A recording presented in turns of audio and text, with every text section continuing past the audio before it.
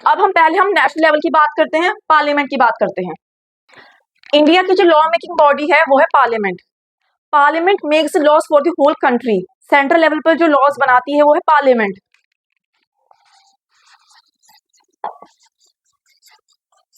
That is union legislature.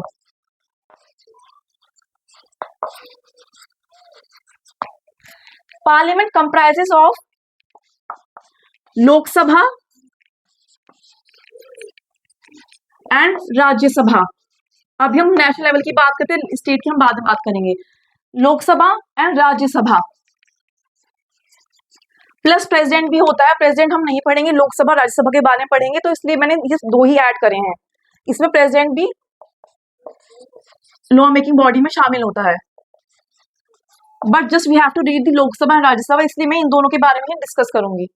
Parliament comprise of Lok Sabha and Rajya Sabha. अब हम इन दोनों के बारे में जानते हैं। These are just the basics. Deep जो है इनकी जो डेप्थ है इन चैप्टर्स की, हम जब लक्ष्मीकांत के हम जो थ्रू चैप्टर्स पढ़ेंगे हम उसमें डिस्कस करेंगे। मैं बार बार इसी बात को रिपीट कर रही हूँ कि just these are the basic terms, जिससे आपको पॉलिटिक्स समझने में आसान हो जाएगा, आपका एक बेस बन जाएगा।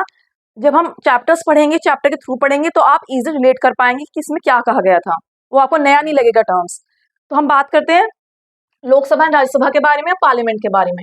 आपको मैं एक डायग्राम के थ्रू इसे समझाती हूँ, जिससे आपको इजीली समझ में आ जाएगा इस पूरा जो स्ट्रक्चर है पार्लियामेंट का। This is Rajya Sabha, this is Lok Sabha and whole these come under parliament.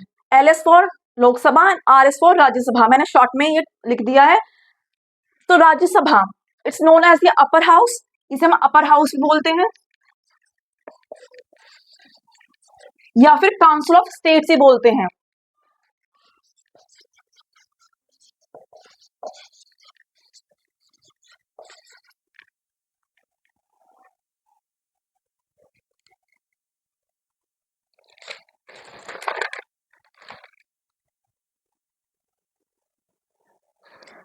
Lok Sabha is the lower house,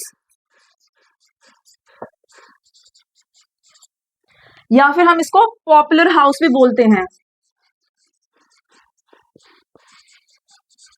and third name is house of people, because people choose करते हैं इन मेंबर्स को।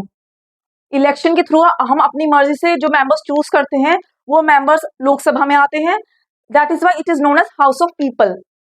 People select them through the elections. हम उन लोगों को हम election के through जिताते हैं, तो वो मेंबर्स जो है वो लोकसभा में आते हैं।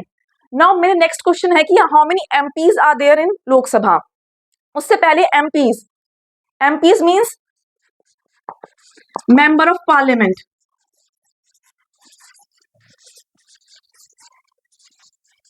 अब जो ये MP है, अगर मैं आपसे पूछूं MP है मेंबर ऑफ पार्लियामेंट, ये किस में आएंगे, राज्यसभा में या लोकसभा में? अगर आपके ऑप्शन है, सपोज ये क्वेश्चन आपके पास आया कि MPs जो है कौन सी हाउस में आते हैं, and you have 3 options, Rajya Sabha, Lok Sabha और both. So what will be the correct answer? Both. क्यों? क्योंकि मेंबर ऑफ पार्लियामेंट। अब पार्लियामेंट जो मैंने आपको बताया है इस डायग्राम में, पार्लियामेंट में दोनों ही हाउस आते हैं, राज्यसभा एंड लोकसभा, तो MPs भी दोनों में ही आएंगे। कुछ MPs राज्यसभा में, कुछ MPs लोकसभा में, वो हम अब डिस्कस करें कितने MP लोकसभा में होते हैं, कितने MP राज्यसभा में होते हैं और कैसे वो इलेक्ट होते हैं। पर आते वो दोनों में ही है, because MP means member of parliament, और parliament comprise of both the houses, so they come under the both the houses. Now my question is कि how many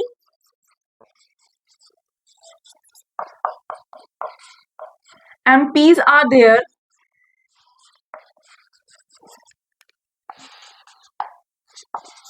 in Lok Sabha. MPs के बारे में आपको समझ में आ गया कि MPs are covered in both the houses, Rajya Sabha and Lok Sabha, because parliament have both the houses, Rajya Sabha and Lok Sabha makes the parliament. तो अब कितने MPs हैं लोकसभा में? So the answer is 543। 543 MPs जो है वो लोकसभा में होते हैं, जो पीपल इलेक्ट करते हैं, हम लोग इलेक्ट करते हैं उन लोगों को। इलेक्शन जब होते हैं हम लोग अपनी पसंद के जो नेता होते हैं हम उन्हें चूज करते हैं, उन्हें सिलेक्ट करते हैं। सो दे आर 543 मेंबर्स। पहले 545 थे, जिसमें से जिनका जो डिवीजन था वो ऐसे था,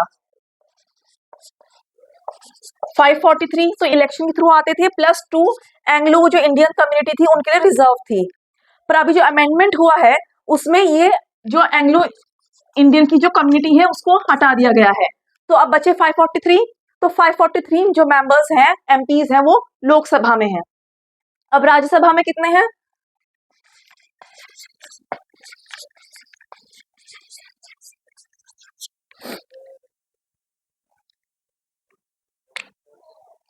राज्यसभा हैज 245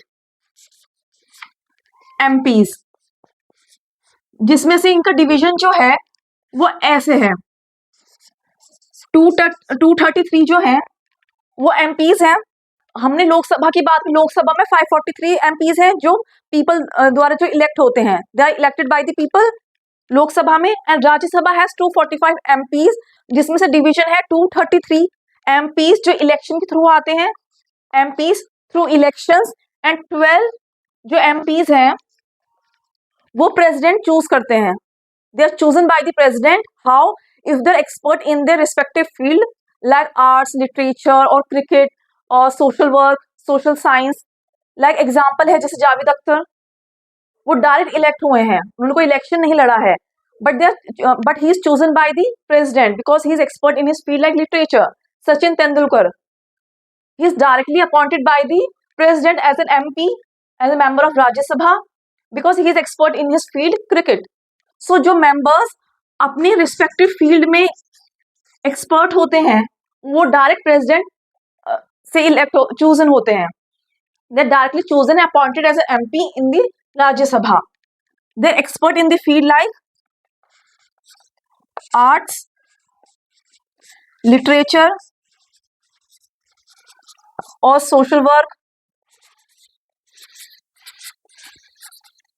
एटसेट्रा। मतलब कि जो जो ये 12 मेंबर्स हैं ये डायरेक्ट प्रेसिडेंट ही अपॉइंट करते हैं। उनका जो वर्क देख के उनका जो ये जो 12 मेंबर्स हैं ये डायरेक्ट प्रेसिडेंट ही चूज करते हैं उनका वर्क देख के। जैसे हेमा मालिनी, उनका सिनेमा में वर्क है, मींस आर्ट में वर्क है उनका। जया बच्चन, सो ये सब जो है ये directly appointed by the president of India because they are expert in their respective field, and rest 233 MPs are elected by the people. So total they have 245 MPs in Rajya Sabha and they have 543 MPs in Lok Sabha, which are chosen by the people. Lok Sabha is the lower house, that is the other name is popular house or house of people, because इसमें जो है people select their respective candidate और जो नेता जो हैं वो people choose करते हैं। Rajya Sabha is the upper house and these both comprises and makes the law for the entire country. Now you have understood कि parliament comprise both लोक सभा and Rajya Sabha, and parliament makes the laws for the whole country. parliament he law बनाता है पूरे देश के लिए, and they are valid to the whole country. Central level पर जो लॉ बनाता है वो पूरी कंट्री को मानने होते हैं और वो पूरी कंट्री के लिए ही बनाए जाते हैं। जैसे डिफेंस, सर्टेन सब्जेक्ट्स, मैंने एक सर्टेन सब्जेक्ट वर्ड यूज किया था जब मैंने स्टार्ट किया था। Certain subject is listed under the list 1। List 3 list होती है, लिस्ट 1, 2 एंड 3। तो जो लिस्ट 1 में जो सब्जेक्ट्स डिफाइन है उस बेस पर ही पार्लियामेंट लॉ बनाता है। जैसे डिफेंस हो गया, अगर पार्लियामेंट ने डिफेंस के लिए कुछ लॉ बना दिया है वो पूरी कंट्री के लिए ही वैलिड होगा, पूरी कंट्री को ही मानना होगा। रेलवेज, जो रेलवे की लॉ बना दिया है तो whole country have to follow this rule. So parliament makes the laws for the whole country on certain subject which is listed in list 1, and like example defense, railways, aviation, etc.